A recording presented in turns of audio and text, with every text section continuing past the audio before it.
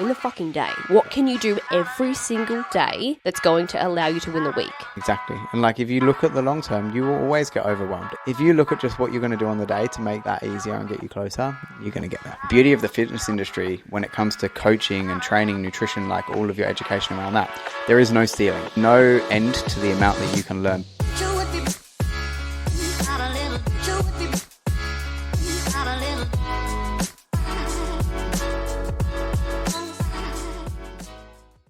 Welcome back to another episode of the Coaching Society podcast. Today, what Russ and I are going to be discussing is the Clean Health Live event in Gold Coast that we got back from, Monday, I a few think days it was. ago, 5 days ago. It was an awesome event. I think it's the biggest fitness event in Australia of the year. Like, the caliber of the people that were there was presenting. Absolutely exceptional. And I knew it was going to be good, but it definitely exceeded my expectations. I was about to say that. I was going to say, like, I knew it was going to be awesome. Like, even just looking at the lineup of the presenters, I was like, this is going to be sick. But actually being there and seeing it live, like meeting these people was just insane. Yeah, it was fucking unreal. Like, and especially for Dane, who owns Clean Health, to be able to bring those people together and those names, like, I think they were all sitting up on stage, and it wasn't even all of them but the end, because they couldn't all be there for the end. But there was like 6 of them, 7 of them sitting up on stage. And I was like adding up the number of Instagram followers that they had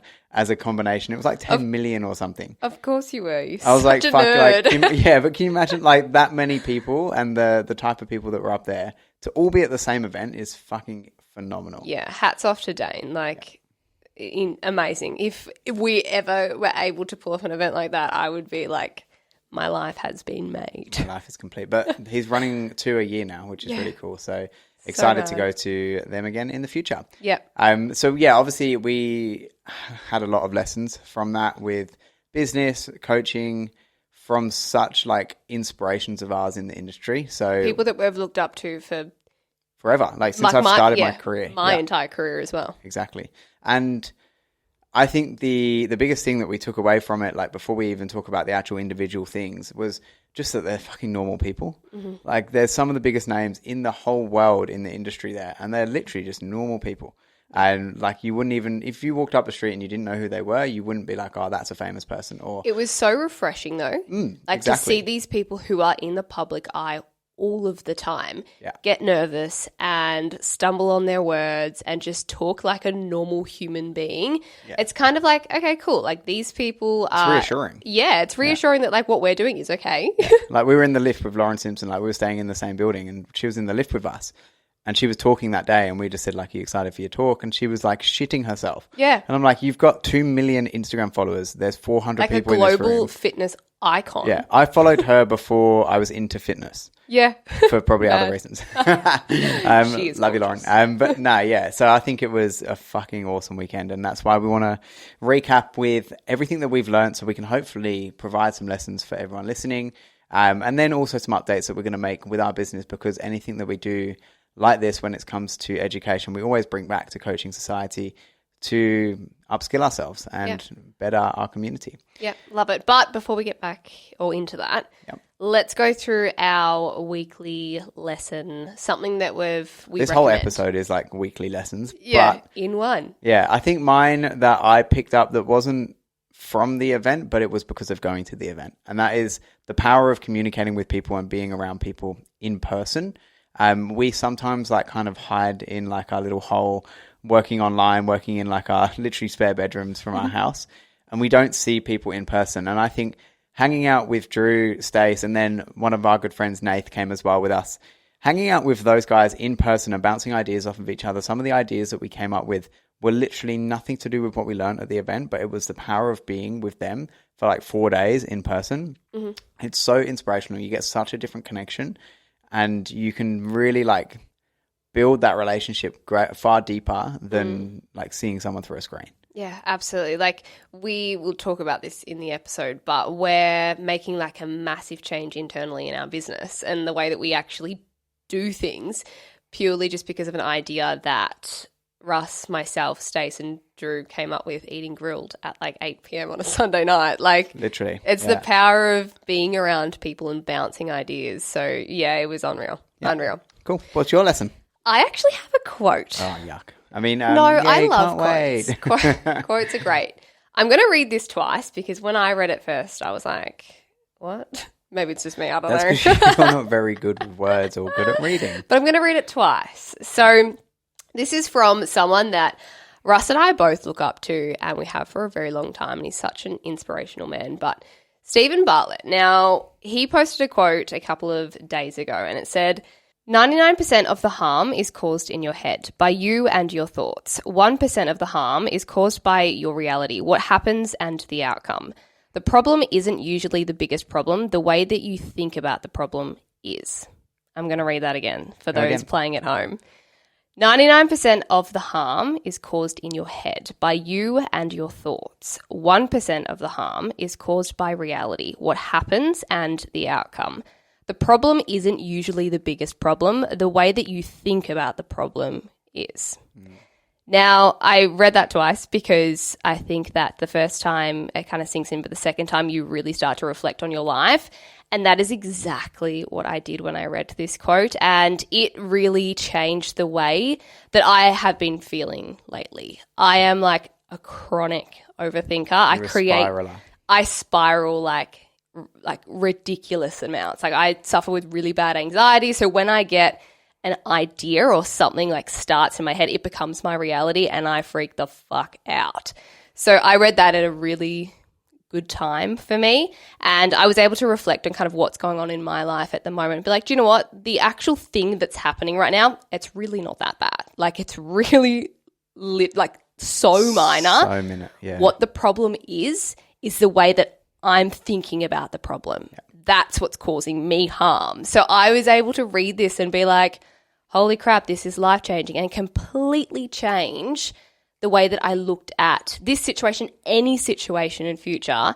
And I feel like I have so much more control over my life, which is like such a good feeling to have. Absolutely. Like when you've got problems, you need to assess whether that problem's actually a problem or whether you're perceiving it to be a problem. Or like, is your thoughts the problem? Are you making that problem out to be far worse than it is? And like, I think I should read that quote back to you probably 3 or 4 times a week, because like there's so many things where you're like, oh no, the world's gonna fucking die. And I'm like, Michaela, it's your mind thinking about the problem in a way that you want it to be. Yeah, but I feel like I'm not the only one who struggles with this. And I was talking, I think I actually sent this quote to one of my clients as well, because she struggles with very similar things. And I was like, I want you to read this a couple times. Like I read this a couple times and it makes so much sense. And I feel like once you're aware of this and you're aware of your thinking patterns, you can pivot and you can change like immediately. And I think that's what I've done from this quote. So I hope this quote was actually beneficial to those playing at home and those listening. But as I said, he's amazing, Stephen Bartlett on Instagram. He is the founder of Diary of a CEO, and I'm literally obsessed with the man. He's awesome. He's done some awesome podcasts with some incredible guests. Amazing. Yeah. Should we dive in? Let's do it. How many lessons we got? Let's get into it. 5? We've got 5. 1, 2, 3, 4. I think we got 6. 1, 2. I can't count, so don't ask 3, me. 4, 5. Oh no, I've got one of them twice. Just 5. I obviously can't count either. Cool. So, very broad spectrum of lessons that we learned. Some were training, some were nutrition, some were programming, some were business. So, I think I put this one first. I wrote them out first, and then this was like second or third, and I was like, nah, we talk about that first, because I think for me personally, this is the one that like got me the most fired up from this whole weekend. And this was from Mark Carroll, and the GOAT. And it was be the fucking best. Like he didn't necessarily say those words, but what I got from his first talk that he did on the first day was literally be the best at what you do, and everything else will fall into place.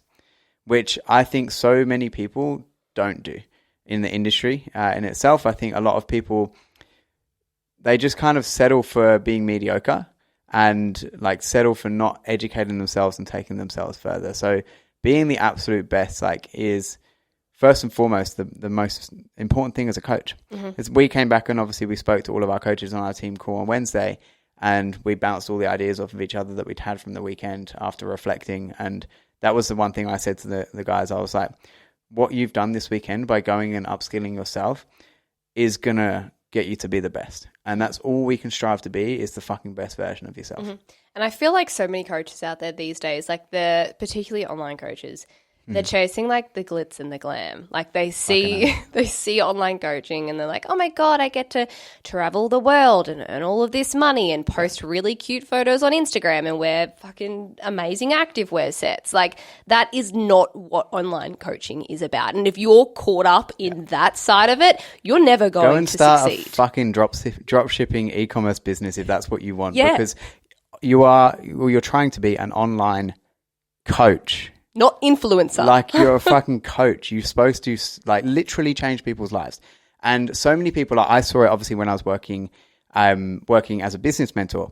I would see so many people get caught up in, as you said there, the glitz and the glam, and sign up for business coaching before they've ever tried to actually self-educate or educate or upskill themselves with coaching education.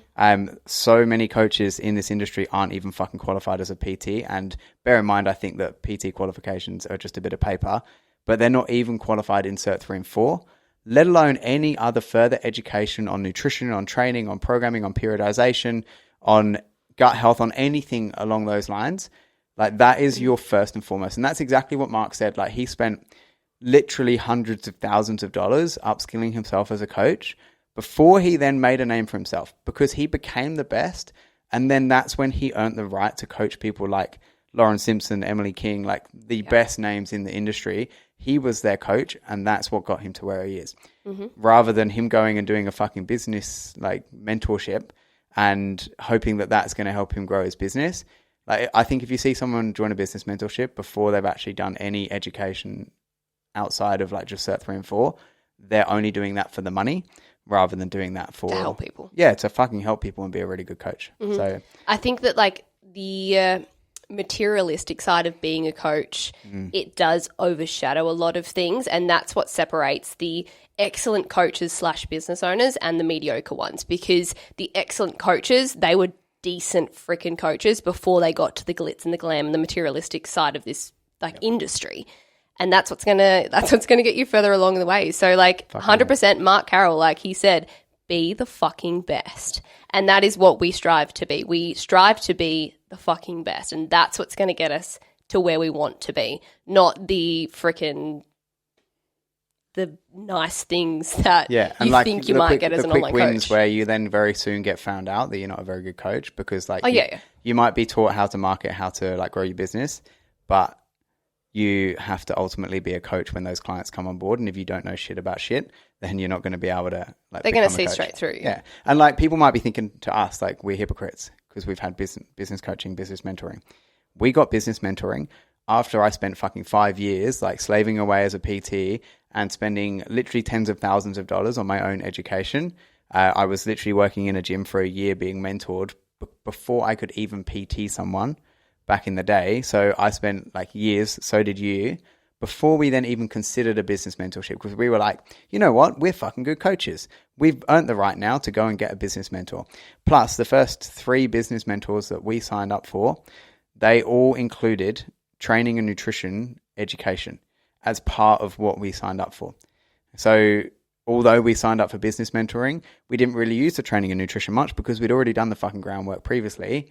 And the groundwork, that's what it is. It's fucking being in the pig pen with like the pigs. The pig pen, I love it. It was like on the gym floor there. Like it was being in the pig pen, learning to be the fucking best. And once we got that knowledge, once we had our foundations right, that's when we started our business and that's when we kicked off because we knew we were the best. And not saying that we know that we're still the best because I think that there's things that we can definitely learn, but we had some pretty fucking solid frameworks for it. And that's why I wrote that in my notes actually with this point. Like the beauty of the fitness industry when it comes to coaching and training, nutrition, like all of your education around that, there is no ceiling. Like there is no end to the amount that you can learn because there are so many different methodologies and people that you can look up to and that you can learn from who all have their own different unique methods that you can then obviously blend into your own way of coaching. So learning from one person, like you might learn every single thing that one person knows and you still know less than fucking 1% of what the fitness industry actually is. So that's where you've got to go down different avenues and there is literally no ceiling to it of how good of a coach you can actually be if you do that initial education. I love it. I love it. And people who like invest in their education, I'm like, respect to you. Yeah. And I saw it on the weekend. Like, no disrespect to anyone on the weekend who was there. But I saw people on the weekend who were fucking falling asleep when like Mark Carroll was up there and when some of the best Sebastian presenters in the Oreb was world. up there. Like, it's pretty hard to fall asleep when Sebastian Oreb's up there because he's fucking yelling at you. But like, they were almost falling asleep when people are talking about periodization and program design. And then when it Like comes the to boring shit of the fitness industry that isn't the glitz and the glam, the marketing and the activewear sets and the fucking hip thrusts and the booty bands and all that shit. Like, and then when it came to like James Smith up there talking about like posting on Instagram and growing your following, they were like, oh my God, they were like on the edge of their seats. I'm like, you're fucking doing it wrong. You are doing it backwards. Literally. Like, know, like literally nothing. That's Learn the problem first. with this industry though. Like People think it's so fucking easy. No, people think that it's like their job is Instagram. Your job isn't Instagram, sweetheart. Your job is to be a good fucking coach. Exactly. And like, fuck, people don't get it. Anyway, that is us going on a massive That tangent. was a fucking tangent, wasn't it? I love that. I think that's probably like slashing into like one of our pet peeves of the industry. But anywho. Which will be an episode coming up will be like pet peeves of the industry. You can tell that Russ and I have been around for a little while and we're pretty passionate about this. Yeah, exactly. Cool. I think that sums up being the best. Yeah. What's next? Number 2 was, this is what I mentioned at the start of this episode. So a couple of the changes that we're making internally to the way that we do things. And I think that as a coach, as a coaching business, it is so important to be adaptive. It is so important to be like, okay, maybe the way I was doing things, not that it's wrong, but there's other ways you can do it. And then that's what we've taken on board. So as a result, we're completely changing the way that we educate our coaches, the way that we deliver our programming and our methodology behind it, which I'm so fucking excited for because I mean, I get G'd up when I learn something new. I don't know about you. Oh, absolutely, 100%. Like they kept saying it on the weekend. There's more than one way to skin a cat, and I think it's definitely something you should learn and adapt over time. With our training programming, like that's one of the biggest kind of areas that we're going to look to kind of make some tweaks because our programming has been exceptional and it works. It's really, really great, but there might be little things here and there that could work better. So that's what we're going to look to make a change with. And then with our training as well, the way that we're actually implementing our training programming with our clients allows us as coaches to provide more support to the client. So we can then reach out to the client a little bit more. We can then provide a little bit more support. Ultimately, what does this mean for the client? They get better results. So if we can change things from the conversations that we had with Drew and Stace and all the education that we learned to provide our clients with more support, that's the biggest element to coaching. And obviously then we're still improving our training programming as well. So yeah. And I feel like the way that we do, or the way that I've learnt most of my training knowledge, I suppose, is from you and it's from Dale and it's from Nath. Like people who have learnt from, no one's going to probably know him, but Poliquin. Like that's our training methodology. It has been for 5 or 6 years or however long I've been in the industry for. So learning new ways, how to adapt things, I am really excited and I'm excited to bring it to our CS team. Like I think our community is going to love it. They're going to froth it. Yeah. Yay. I think, it's huge with training. Like there's just so many ways to do things. So yeah, being able to blend them all into our own methods and try different things and test different things and use different things with ourselves and then obviously with our clients as well is vital. Absolutely. And Russ mentioned at the start of this potty, but we spent the weekend with one of our really good friends, Nath. So Nath actually coached me to my first ever photo shoot, and honestly, he is one of the most knowledgeable, well-informed coaches I have ever come across. He used to work for Clean Health, actually, and the way that he was like explaining things or the way that he was talking to us and almost like helping our coaches out, like made me excited to continue upskilling us. So yeah, Nath's had the biggest impact on me personally. Yeah, no, it was awesome to catch up with him and see how he can help our coaches. Cool. Next lesson. This one's an interesting one that I was like voodoo shit, blah, like hippie shit. When if someone had have told me about this even before this event, like people have told me about this quite often, and I'm like, nah, fuck that hippie shit. But then when you see such inspirational people and hear such inspirational stories, you're like, okay, maybe there's a bit of power in this. Maybe this actually works. Yeah. So Jackson Pios and Dane mentioned these kind of 3 different things that they implement into their daily routine, which is journaling, meditation, and being in solitude. So I'm not fully aware of this, and it's not something I would personally teach to clients because I haven't implemented it yet myself. And I'm a firm believer that if I've never done something myself, I'd never make a client do it. But these are 3 things that, from what I've been taught and told, have been super powerful. And if you look at some of the most successful people in the world, they all action all of these 3 things on a daily basis. Now, let's talk about journaling first. Is something that you've ever done, Michaela, journaling? I haven't done enough to actually have like a solid opinion on it. Yep. I've done like little bits of it, but I want to do more. Yeah. So I think when you look at journaling and what it actually is, like I've tried to do the whole like 3 things I'm grateful for at the end of the day, and like that's kind of gratitude journaling. And then in a way, journaling can also be like making a to-do list, like making a to-do list of what you've got to do for the day that's going to move the needle forwards with your health and fitness, with your training, with your business, whatever it might be.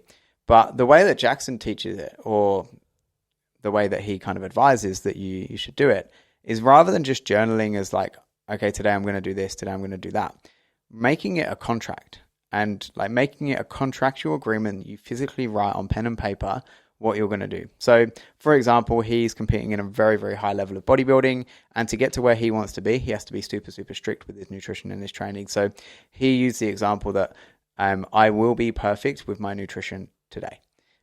So he would then put that on his fridge so that then obviously where his food is in the house, he sees that, and he's made that contractual agreement with himself every single day, and he's then going to stick with those goals. Mm-hmm. I love the reframing of language there. Like it's a contract, not journaling. Because like for some people, a lot of people, like journaling is very woo-woo. Like it's kind of like, oh, I'm not sure about it. Wanky. Yeah, a little bit wanky. But when you reframe your language and you talk about it as like a contract, which for you and I probably strikes a bit of a more of a chord with us, I guess. Yep. I'm like, heck yeah, I can get around a contract. Like if I'm in a contractual agreement, I will fucking deliver. Yeah, exactly. And especially if it's with yourself. Yeah. And you've written that down yourself and you've made that yourself for that day. Which actually ties back to one of the things, I think we had it on our list, of which we'll cover in a little bit of like ticking the boxes each day. Like if you do that each day, that's one of your non-negotiables. And then the other bits were meditation and solitude. So meditation and solitude tie kind of into each other, that they just remove you from everything that you normally have in your day. Like all of the stresses that you have, they allow you to kind of be in your own space. They are slightly different. Meditation tries to get you to go away from your thoughts. Solitude will get you towards your thoughts. So solitude, you just basically make sure that it's just you and your thoughts. Meditation is just is you, but you're trying to remove your thoughts. That's my understanding anyway. I don't know if that's completely right. That's obviously whatever works for you, babe. Yeah, that's just what I think I interpreted everything from the weekend to be. Now, I think for in particular meditation, like we are in our thoughts so much. Like what you mentioned earlier about the problem being 99% your thoughts about the problem.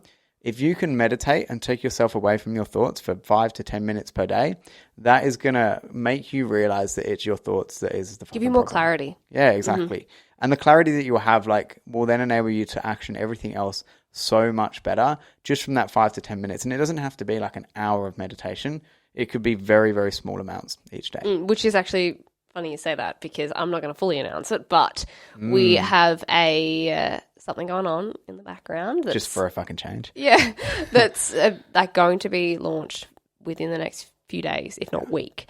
We could probably announce it now just as an exclusive. Yeah, fuck it. So just for the potty listeners. Just for the potty listeners. So we are going to be working with Ali Griffin, who did a yoga class with us in Bali. She's going to be providing guided meditation, guided breathwork, and guided yoga for all of our clients that we can prescribe to our clients. So effectively, we are about to launch CS Wellness. CS Wellness, part of the CS community and part of the CS package. I'm so excited. It's going to be cool. So excited for this shift.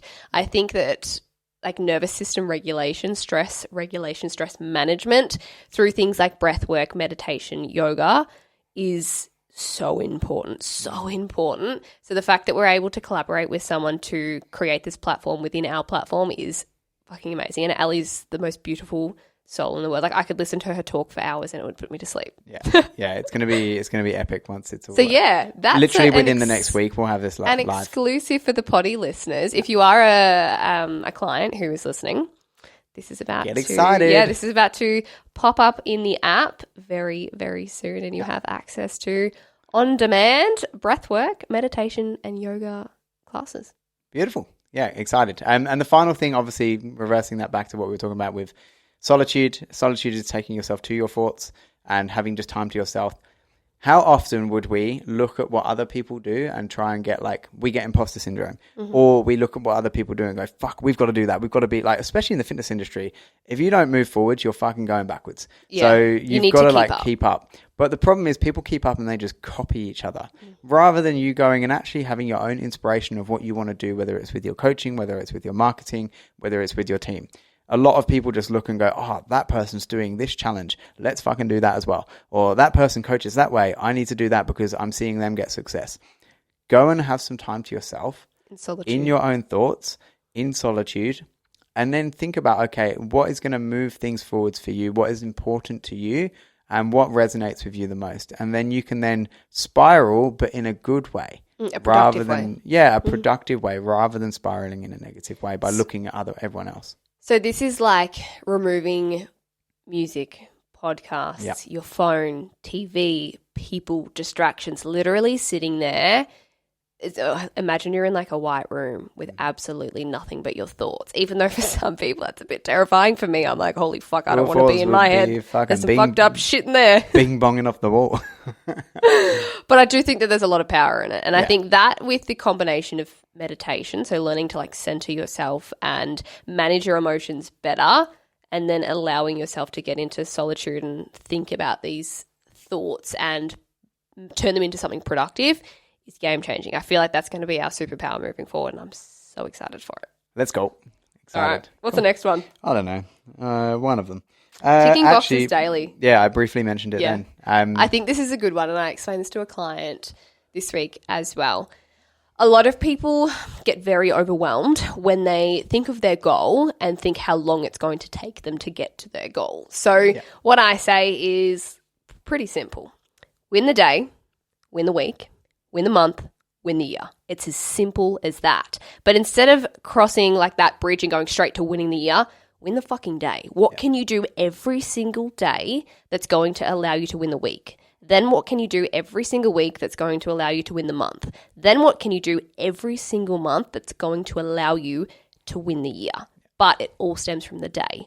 What's things like getting your steps in, nailing your nutrition, going to the gym. That's all you need to focus on, and people overcomplicate it so much to the point where they don't even get to the fucking year because they can't win the day. Yeah, and they get to the end of the month, they haven't won the month, and they end up right back where they started, and they're just repeating the same cycle again and again and again. Yeah, exactly. And they end up nowhere. They end up nowhere and they end up nowhere, and it takes them a long time to get nowhere. So how many people here listening, literally everyone, would not have a goal that they want to try and achieve in the next 2 to 4 weeks? Their goal is long term. Everyone's goal, in my opinion, should be long term, because although you might have other goals along the way, fitness and health and fitness never ends until you die.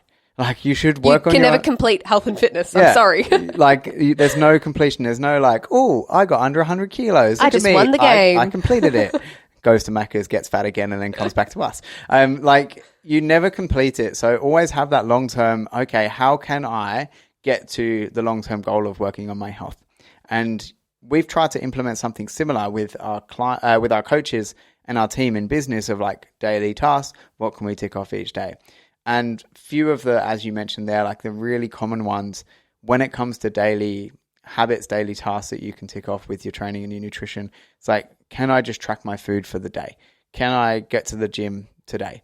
You don't have to go to the gym every day. I'm not saying that, but you set those habits for that day, and you can make that contract with yourself. Mm-hmm. So you can utilize 2 of the things that we've spoken about here, which is the journaling / contract writing of yourself, with ticking off those daily habits. Can I track I'm going to track my food today, and reframing that wording of can I track my food to I'm going to track my food for the day. I will track my food. Yeah. It sets it up so that you are setting yourself up for success. Mm-hmm. And do that every day. Tick off those habits. Don't get to the end of the day and know that everything is ticked off because you've done everything you need to, and then repeat the same process the next day, the next day, the next day, and you get to the end of the week. This week, we've had a lot going on, like within the business and like collaborations that we're working on and everything else. So I've been getting very overwhelmed. So I would wake up every single morning this week and be like, I'm just going to win the day. All I'm focusing on is winning the day.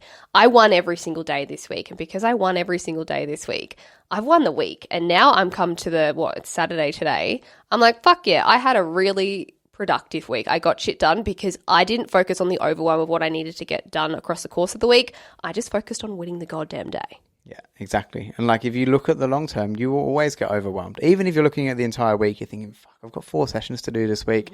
Like my scale weight, I've got to try and lose 1 kilo in the week. Like how am I going to do that? If you look at just what you're going to do on the day to make that easier and get you closer, you're going to get there. Love it. Final one. I loved this one. And I personally, it's probably the biggest thing that I took from the Clean Health event because, again, all of these things kind of stemmed from the Clean Health event because I think the ticking the boxes daily, that was Dane suggested that.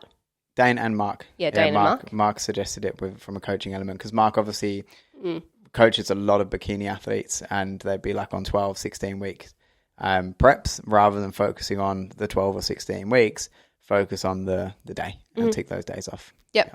So the final one then is be unapologetically you.